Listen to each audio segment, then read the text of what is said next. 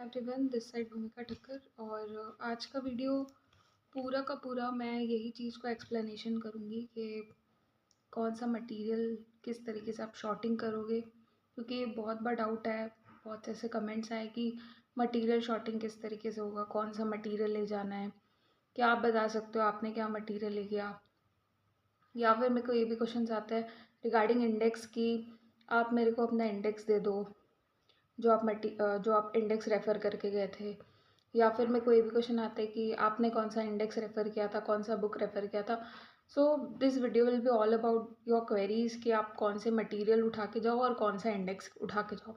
क्योंकि क्या है कि स्पेशली ये वीडियो वही लोग के लिए बहुत ज़्यादा रेलिवेंट होगा, एंड फॉर दोज जो एक ग्रुप के लिए अभी तक प्रिपेयर होके एंड जा रहे हैं आईबीएस में एग्ज़ाम देने। ठीक है, आईबीएस का जो पेपर लिखेंगे, लेकिन आपका प्रिपरेशन सिर्फ एक ही ग्रुप का हुआ है, इधर ग्रुप 1 का हुआ है पूरा या फिर ग्रुप 2 का हुआ है पूरा। तो वो लोगों के लिए ज़्यादा हेल्पफुल होगा, बिकॉज जो बोला जाता है कि मेन गेम चेंजर आपका इंडेक्स ही बनेगा। ठीक है, अगर आपका इंडेक्स अच्छा है दैट मीन्स आप ईजिली कोप अप कर पाओगे कि आप कहाँ से कौन सा क्वेश्चंस को ढूंढोगे, और अगर आप ढूंढ पाओगे ईजिली तो फिर आप लिख भी पाओगे। सो आपके लिए गेम चेंजर आपका इंडेक्स ही बनेगा। ठीक है, एंड जो आपको मटेरियल ले जाना है ऑफकोर्स वो तो बहुत इंपॉर्टेंट है। सबसे पहले बात करते हैं कि मटेरियल। अब जो आपको मटेरियल ले जाना है आईबीएस पेपर में, दैट विल बी न्यूमरस। इसमें भी बातें हो सकती है कि कोई बोलेगा कि इसमें अपने जो क्वेश्चन बैंक है अपना वो भी उठा के ले जाए, स्कैनर्स उठा के ले जाए, अपना आरटीपीज एमटीपीज का प्रिंट आउट्स लेके ले जाए, फिर जो अपना कंसेप्ट नोट बना हुआ है वो भी उठा के ले जाओ, एसएम भी उठा के ले जाओ। इन शॉर्ट एक इंसान ऐसा बोल सकता है कि कुछ मतलब इंसानों का ऐसा हो सकता है कि उनका ये पॉइंट ऑफ व्यू हो सकता है कि इसमें सब कुछ उठा के लेके जाओ, क्योंकि कहीं से भी कोई भी क्वेश्चन आ सकता है, आप इजीली कोप अप कर पाओ। दूसरा कोई बोल सकता है जो मैं बोलती हूँ हमेशा कि आपको हमेशा शॉर्टिंग ऑफ मटेरियल इसमें बहुत ज़रूरी है, क्योंकि द थिंग इज़ देखो, ले जाने में तो कुछ भी ले जा सकते हो आप पूरा एसएम का भी बुक ले गए, अपना कंसेप्ट नोट भी ले गए, अपने फैकल्टी की बुक्स ले भी गए, क्वेश्चन बैंक भी ले गए, जो मैंने उठा के ले गए। ठीक है, ओपन बुक एग्ज़ाम है, कोई इसमें क्रिटेरिया नहीं कि कौन सा बुक ले जाना है कौन सा बुक नहीं ले जाना है, जो आपका मन करे उठा के लेके जाओ। बट जब एक अटेम्प्ट हो चुका है ऑलरेडी, ठीक है, तो आपको कहीं ना कहीं ये नॉलेज तो मिला है, उस अटेम्प्ट के बेसिस में मैं बोल रही हूँ कि वो नॉलेज तो मिला है। क्योंकि जब फर्स्ट टाइम ये था May 24 पे, तब बहुत ज़्यादा इसका क्योस था, कुछ कन्फ्यूजन्स भी था क्या ले जाना है क्या नहीं, और उसमें ये जनरल से डाउट आ सकता है। बट जब एक अटेम्प्ट ऑलरेडी हो चुका है, आपने देखा कि जो एसएम के जो क्वेश्चंस है, टीवाईक्यूज है, इलस्ट्रेशंस है, उसी के बहुत से questions to the copy paste आए हुए हैं क्वेश्चंस पे। ठीक है, ऑफ कोर्स कुछ क्वेश्चंस नए भी थे। अब जैसे हम लोग एक जनरल एक डीटी का पेपर देने बैठते हैं या एफआर का देने बैठते हैं, तो ऑफकोर्स जो पहला वाला क्वेश्चन होता है, जैसे एफआर में अपना बिजनेस कॉम्बिनेशन के ऊपर जो क्वेश्चन होगा वो हर बार नया बन के आ जाता है। ठीक है, तो वैसे ही या फिर अपना डीटी का क्वेश्चन देते हैं, तो उसमें जो क्वेश्चन 1 होता है पीजीपीपी के ऊपर जो एडजस्टमेंट से रिलेटेड होता है, वो हर बार कोई ना कुछ नया एडजस्टमेंट्स वहाँ पे आ जाते हैं। तो इस तरीके के एक्सेप्शंस तो होंगे ही, चाहे वो कोई भी पेपर हो, आईबीएस जैसा पेपर हो या कोई भी अदर पेपर हो। ठीक है, तो इस एक्सेप्शन को तो हम लोग नहीं हटा सकते, बट हम लोग अपने हिसाब से क्या कर सकते हैं कि हम जब पास्ट जो अटेम्प्ट है उसका क्वेश्चन देख रहे हैं, बाकी अपने पास आईसीए का दिया हुआ केस स्टडीज़ है। ठीक है, तो मेरे पास जो आईबीएस रिलेटेड जितने मटेरियल है, सबसे पहले तो मैं क्या करूँगी, उसका प्रैक्टिस करूँगी, वो ले जाऊँगी। इसके अलावा जो इंडिविजुअल सब्जेक्ट्स है, ठीक है, उसमें एटलीस्ट इतना कोशिश करूँगी कि जिस तरीके से जो पैटर्न हुआ है ओल्ड का, जो भी अटेम्प्ट हुआ है May 24, उस हिसाब से उसमें अगर टीवाईक्यूज इलस्ट्रेशंस आ रहे हैं सारे क्वेश्चंस, तो वो वाले क्वेश्चन बैंक को मैं उठा के लेके जाऊँगी। ठीक है, जिसको इस तरीके से करना है कि वो सब कुछ उठा के लेके जाए, वेल एंड गुड, वो भी उठा सकते हैं। अगर आप उस चीज़ को वहाँ पे बैठ के फंबल नहीं हो, मतलब आप जब बैठ रहे हो आपके पास, एक तो आप पहले आप सजाओगे अपना जो भी डेस्क वगैरह, तो उसमें पहला तो काम आपका ऑडिट, अगर आप सजा रहे हो तो आपका क्वेश्चन बैंक, फिर आपका एसएम, फिर आपका इंडेक्स, फिर आपका और भी चीज़ें जो आप कंसेप्ट नोट लेके गए सब करोगे, तो ऑलरेडी एक ऑडिट का इस तरीके से लाइन लग जाएगा। फिर और आपके पास एफआर का बहुत सारा बुक्स होगा, फिर एफआर का इस तरीके से लाइन लग जाएगा, तो ऑलरेडी लाइन बहुत सारा लग जाएगा। अब जब आप क्वेश्चन बनाने जाओगे आप कहीं ना कहीं कंफ्यूज हो जाओगे। आपको पता भी होगा कि हम ये पढ़ा हुआ है, कहाँ से ढूंढना है। हो सकता है कि आप नहीं ढूंढ पाओ पता होने के बावजूद भी। एंड दैट इज़ वाई मैं बोलती हूँ कि जो शॉर्टिंग है मटेरियल का वो बहुत इंपॉर्टेंट है। ठीक है, ये भी चीज़ है कि आप मटेरियल के साथ कंफर्टेबल हो जाओ। आपको पता है, जैसे मेरे खुद के अटेम्प्ट पे यही हुआ था कि मैंने जो मेरा 5 सब्जेक्ट्स है, एक तो उसका प्रेशर कि मेरे को पढ़ना है क्योंकि दोनों ग्रुप्स दे रही थी, तो पांचों सब्जेक्ट को एक तो पढ़ना था। उसके बाद मेरे को एसपीओएम वाला कंपलसरी था नहीं, जिसकी वजह से मेरा लॉ और कॉस्ट किया हुआ ही नहीं था। ठीक है, तो मेरा क्या था, लॉ और कॉस्ट में एकदम कोरा बुक उठा के लेके गई थी। हाँ, इंडेक्स को मैंने पढ़ा था। ठीक है, वही मेरे लिए गेम चेंजर भी बना। जो इंडेक्स है उसको मैंने पढ़ा था और वो भी सिर्फ एसएम ही रेफ़र किया था। मतलब बेसिकली मेरा क्या हुआ था कि मैंने पांचों सब्जेक्ट्स के एक तो फैकल्टी की बुक ही रेफ़र की। मैंने बोला मैं इसी से कंफर्टेबल, मैं इसी को ले जाऊंगी। ठीक है, अब इसमें भी क्वेरी आ सकता है कि भाई जो थ्योरीज है उसके लिए कैसे कोप अप करे। तो देखो यार, अगर प्रैक्टिकल सब्जेक्ट है तो प्रैक्टिकल ही चीज़ आना है, और अगर थ्योरी आता भी है you know how to deal with it. ठीक है, तो इतना, और उसमें भी फैकल्टी की बुक्स में कवर होती है थ्योरी। ठीक है, हाँ, तो मैंने क्या किया था कि फैकल्टी की जो जितनी बुक्स है वही सब उठा के लेके गई थी जिसमें कंफर्टेबल हूँ। जैसे मैंने एफआर किसी पर्टिकुलर टीचर से लिया हुआ है, तो उसी टीचर की बुक एफआर के सब्जेक्ट के लिए, आईबीएस के लिए मैं लेके गई। फिर वैसे ही रिस्पेक्टिवली सारे सब्जेक्ट्स के लिए। अब बचता है बात जो अपना सेट ए सेट बी वाला चीज़ है, दैट इज़ लॉ और कॉस्ट वाला पेपर। तो उसके लिए जनरली ऐसे तो कोई लेता है नहीं क्लासेस, और मैंने भी नहीं लिया था उस टाइम, तो एसपीएम देना भी नहीं था, तो मैंने डायरेक्टली एसएम उठाया और ले गई। ठीक है, बस उसका थोड़ा बहुत इंडेक्स एक बार गो थ्रू करके देखा था, उसमें भी लॉ का देखा था, कॉस्ट में एकदम ही ब्लैंक था। तो मैं भगवान भरोसे करी कि कॉस्ट का कैसे होगा। सो जब मैं पेपर देने बैठी तो केस स्टडी 5 में मैंने देखा कि कॉस्ट का जो है पोर्शन वो ज़्यादा है वहाँ पे, और मैं इस चीज़ को नहीं खोज पाऊँगी, बहुत टाइम टेकन हो जाएगा मेरे लिए। तो ऑटोमेटिकली मैंने केस स्टडी 5 को हटा दिया था। ठीक है, सो मेरा बचा वो, कोई भी क्रोनोलॉजिकल ऑर्डर पे अपने को करना है, कोई भी मतलब ऑर्डर पे अपने को करना है केस स्टडी, तो 1 2 3 4 5 में मैंने 5th नंबर हटा दिया, 1 2 3 4 मैंने किया। ये तो अपना पर्सनल जजमेंट हो जाएगा जब अपने एग्ज़ाम दे रहे हैं। हाँ, बट यही है कि जब आपको पता है कि आपका इस सब्जेक्ट में कॉन्फिडेंस नहीं है, आप वो वाली केस स्टडी को हटा दो कि भाई मेरे को इस केस स्टडी में कॉन्फिडेंस नहीं आएगा, क्योंकि इस केस स्टडी में वो वाले क्वेश्चंस इन्वॉल्व है जिस सब्जेक्ट का मैंने प्रिपरेशन ही नहीं किया है। तो इस तरीके से मेरा मटेरियल का शॉर्टिंग था। तो मैंने कौन सा इंडेक्स यूज़ किया, अब इंडेक्सेशन का बात आता है कि इंडेक्स कौन सा यूज़ किया। सो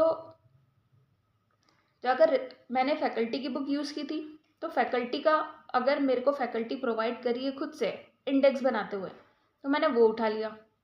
अगर फैकल्टी बोलती है कि नहीं, जो मेरा दिया हुआ जो बुक के ऊपर एक इंडेक्स होता है ना, तो बुक के ऊपर जो इंडेक्स है वही इंडेक्स भरपूर है, वही इंडेक्स मतलब इनफ है, तो मैंने वही इंडेक्स यूज़ कर लिया। अब जो मैं, अगर मेरे को कोई इंडेक्स देने बोलेगा या रिक्वेस्ट करेगा कि मेरे को कोई इंडेक्स दो, तो क्या होगा कि मैंने जो इंडेक्स यूज़ किया वो आपके लिए अलग हो सकता है, उसका पेजेस अलग हो सकता है ना, पूरा चीज़ अलग हो सकता है। हो सकता है मैंने जिस बुक के साथ रेफ़र करते हुए उसका इंडेक्स मेरे को फैकल्टी ने दिया, मान लेके जाए कि फैकल्टी भी हम लोग की सेम हो गई, लेकिन जिस पेज में जो है और जिस अटेम्प्ट का वो बुक है, फिर उसमें भी डिफरेंसेस आ सकते हैं। ठीक है, सो इट्स बेटर, देखो द थिंग इज़, अगर आप किसी फैकल्टी की बुक यूज़ करते हो, फैकल्टी को बोलो कि आपको इंडेक्स बना के दे, रिक्वेस्ट कीजिए उनके टेलीग्राम चैनल या कहीं पे भी कि आपको वो इंडेक्स बना के दे। अगर वो इंडेक्स बना के नहीं देती है और ऐसा बोलती है कि जो मेरी फ्रंट पेज की इंडेक्स है वही इनफ है, तो आप उस को ही रेफ़र करते हुए जाइए। यानी कि जो बुक होता है, इसके जो फर्स्ट अपना इंडेक्स होता है ना, चैप्टर नंबर 1, और उसके कुछ कुछ पॉइंट्स होते हैं, उसके पेज नंबर्स होते हैं, तो वही आप रेफ़र कीजिए, ठीक है। अब बात रहा कि जब मैं बार बार बोलती हूँ कि आपके लिए गेम चेंजर बनेगा इंडेक्स, ठीक है, वो भी उन लोगों के लिए जो एक ही ग्रुप देते हुए जा रहे हैं, तो किस तरीके से बनेगा, क्योंकि इतना चीज़ तो सभी करेंगे कि अगर बुक का इंडेक्स है, बुक का इंडेक्स उठा के ले गए, फैकल्टी का फैकल्टी का ले गए, जैसे भी करना है। अब गेम चेंजर आपके लिए कैसे बनेगा, आपको पता है आपका इंडेक्स रेडी है, जो आपका फर्स्ट पेज का इंडेक्स है, दैट इज इनफ। नाउ आप क्या कीजिए, प्रैक्टिस कीजिए, ठीक है। आप अपना केस स्टडीज़ खोलिए, जितना केस स्टडीज़ ICAI दिया है, ठीक है। इसके बाद आपके पास अब MTPs भी है, RTPs भी है, May 24 अटेम्प्ट का पेपर भी है, ठीक है। आप उस चीज़ को सॉल्व करने का कोशिश कीजिए। सबसे पहले तो आप अपने सराउंडिंग में वो माहौल बनाइए कि जिस तरीके से आप एग्ज़ाम में इस चीज़ को करोगे। आप जैसे आपका ये डेस्क है, ठीक है, आप अपने जो स्टडी टेबल उसको आप डेस्क ही समझो, और वहाँ पे आप अपना सजाने का कोशिश करो कि आप वहाँ पे किस तरीके से करोगे। अपना ऑडिट का एक जगह रखोगे, सारा मटेरियल एक साथ, उसके ऊपर उसका इंडेक्स, या उसके अंदर बुक के अंदर वाले इंडेक्स रेफर है तो वो, ठीक है। फिर आप एक जगह लॉ का रखोगे, एक जगह कॉस्ट का रखोगे, एक जगह AFM का रखोगे। इस तरीके से अपना टेबल अच्छे से मतलब सजा के रखो। जब भी आप IBS का पेपर लिख रहे हो या अटेम्प्ट कर रहे हो, अपना प्रैक्टिस कर रहे हो, ठीक है, मतलब 2-3 बार एटलीस्ट ऐसा माहौल बनाते हुए चलो कि आप एकदम अभी बैठे हो कि IBS पेपर आपको देना है। फिर जब एक बार सब सेटिंग हो जाए, you start your question solving part. Question solve करते करते बहुत से ऐसे डाउट्स होगा। फॉर एग्जाम्पल, एक एग्जाम्पल लेती हूँ, जैसे डायरेक्टर चैप्टर है। अब डायरेक्टर चैप्टर का 3 पार्ट है लॉ पे। एक चैप्टर में डायरेक्टर, जो जनरल डायरेक्टर है, उसका अपॉइंटमेंट्स है, उसका डिसक्वालिफिकेशन है, उसका क्वालिफिकेशन, वो सब है, ठीक है। तो मैं क्या करूँगी, जो मेरा इंडेक्स बना हुआ है ना, उसको मैं एक स्टिकी नोट लगाऊंगी चैप्टर नंबर 1 के ऊपर में, कि इसमें जनरल वाली बातें हैं, डायरेक्टर की क्वालिफिकेशन, डिसक्वालिफिकेशंस, जो उसका डिन नंबर, उसका अपॉइंटमेंट, ठीक है। तो जो जनरल वाली बातें वो इधर लिखी हुई है। फिर एग्जाम्पल में ये लिखने के बाद अब मेरे को कन्फ्यूजन हो सकता है कि कहीं MD का अपॉइंटमेंट भी चैप्टर 1 में लिखा है क्या।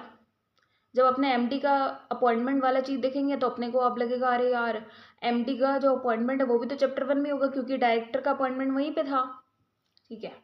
बट आपके लिए गेम चेंजर ये चीज़ कैसे बनेगा कि आपको एक्चुअली में ये चीज़ तो चैप्टर 2 में दिया हुआ है।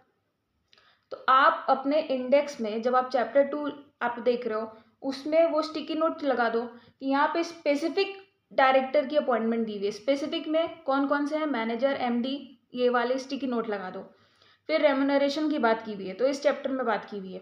तो जब आप इस तरीके से स्टिकी नोट बनाते हुए चल रहे हो, थोड़ा थोड़ा आपको जिस्ट पता है, इंडेक्स से आप गो थ्रू करते चल रहे हो। और ये कैसे आएगा पता है, जब आप प्रैक्टिस करोगे ना, तब आपको और क्लैरिटी आना स्टार्ट होगी, ठीक है। और ऐसे क्वेश्चंस आएंगे, जैसे ये तो एक छोटा सा क्वेश्चन था कि MD का अपॉइंटमेंट, मैनेजर का appointment as compare to director appointment. तो डायरेक्टर अपॉइंटमेंट एक जनरल चैप्टर 1 में आ जाना चाहिए, और MD का, मैनेजर का अपॉइंटमेंट वगैरह चैप्टर 2 में आ जाना चाहिए। तो वो अपने स्टिकी नोट बनाए। वैसे ही ऐसे इस तरीके से और भी कितने क्वेश्चंस होंगे जो आपको माइंड में आएंगे when you are solving your questions. जब आप केस स्टडी सॉल्व करोगे, जब आप सारे क्वेश्चंस उसमें सॉल्व प्रैक्टिस करने का कोशिश करोगे IBS का, तब देखो return practice is not necessary IBS में, जब आप प्रैक्टिस कर रहे हो सॉल्व करने का। क्योंकि देखो अल्टीमेटली आपको वहाँ बैठ के खोजना है, आप खोज पा रहे हो वो आपको देखना है, ठीक है। और जब आपको खोज पा रहे हो, उसमें अगर बहुत एफर्ट लगाने पड़ रहे हैं, वो वाले चीज़ को आप हाईलाइट करते जाओ, अपने ही इंडेक्स जो है उसी में हाईलाइट करते जाओ वो चीज़, ठीक है। तो इससे क्या होगा, ये आपके लिए गेम चेंजर बनेगा। एग्जाम में अगर इस तरीके का क्वेश्चन रिपीट आएगा तो आपको ऑलरेडी अगर वो चीज़ किया हुआ है पहले से, तो वो कोप अप हो जाएगा आपके साथ, ठीक है। तो यही यहाँ पे आपको डिफरेंट बनाएगा फ्रॉम द अदर पर्सन्स, ठीक है। इंडेक्स का मतलब ये नहीं होता है कि बस आपके पास बुक्स है, इंडेक्स है, हाँ अब हो जाएगा सब काम। एग्जाम में गए, डायरेक्ट नया नया फ्रेश पेज देख रहे हैं, कुछ नहीं समझ आने वाला, वहाँ पे ब्लैंक हो जाओगे, जैसे मेरे कॉस्ट में हो गया था। ठीक है, हो सकता तो और मार्क्स आ सकते थे। 69 इसलिए आया क्योंकि बस वही वो जो 5 सब्जेक्ट्स मेरे अच्छे से किए हुए थे वही मेरे को बचाया, और बाकी लॉ में मेरा इंडेक्स पड़ा हुआ था, इस वजह से हुआ। सो आपको इंडेक्स को सिर्फ कोरा कागज़ के जैसे उठा के नहीं ले जाना है, आपको अपने इंडेक्स को पढ़ना है, समझना है उसको, और उसमें भी और प्रिपरेशन करना है, उसमें भी और चीज़ें हाईलाइट करनी है। ठीक है, तभी आप जाके एग्ज़ाम्स में अच्छा कर पाओगे। सो यही सब क्वेरी का आपका आंसर था कि किस तरीके से मटेरियल ले जाना है या किस तरीके से इंडेक्स को प्रिपेयर करना है। या अगर मेरे को कोई बोलेगा कि इंडेक्स दो, तो ये सब नहीं पॉसिबल हो सकता है, क्योंकि वही है कि हम दोनों का मटेरियल अलग होगा। ठीक है, मेरा जो जजमेंट है रिगार्डिंग मेरे को जो मटेरियल ले जाने का जजमेंट था वो अलग था। मैं शॉर्टिंग करके ले गई थी, कुछ लोग पूरा बुक्स उठा के ले जा सकते हैं। इसमें कोई ऐसा गलती या फिर मतलब कुछ ऐसा चीज़ नहीं है कि वो बोलते हैं ना कि ऑडिट में अपने बोलते हैं ना, it is a professional judgement का बात है, तो अपना एक पर्सनल जजमेंट का बात इधर है कि कौन सा मटेरियल आपको ले जाना है, कौन सा मटेरियल नहीं ले जाना है, फिर उसके अकॉर्डिंगली ही इंडेक्स बनेगा। ऑफकोर्स से बात है, तो हम दोनों का मटेरियल अलग हो सकता है, दैट इज़ वाई मैं इंडेक्स शेयर नहीं कर सकती। ठीक है, इसके बाद अगर फैकल्टी सेम भी हो जाती है, फिर भी अपने बुक्स के जो अटेम्प्ट्स है वो अलग हो सकते हैं। मेरे पास हो सकता है कि पुराना बुक्स अवेलेबल है उसके हिसाब से इंडेक्स वो बना हुआ है, आपका हो सकता है आपका लेटेस्ट बुक हो, तो आपका आपके हिसाब से इंडेक्स बनेगा उसके पेज नंबर्स के हिसाब से। सो ये है। ठीक है, आई होप मैं पूरा आपका क्वेरी सॉल्व कर पा रही हूँ इस वीडियो के थ्रू, एंड इसके बाद कोई और डाउट नहीं आएगा रिगार्डिंग मटेरियल या इंडेक्स। ठीक है, थैंक यू।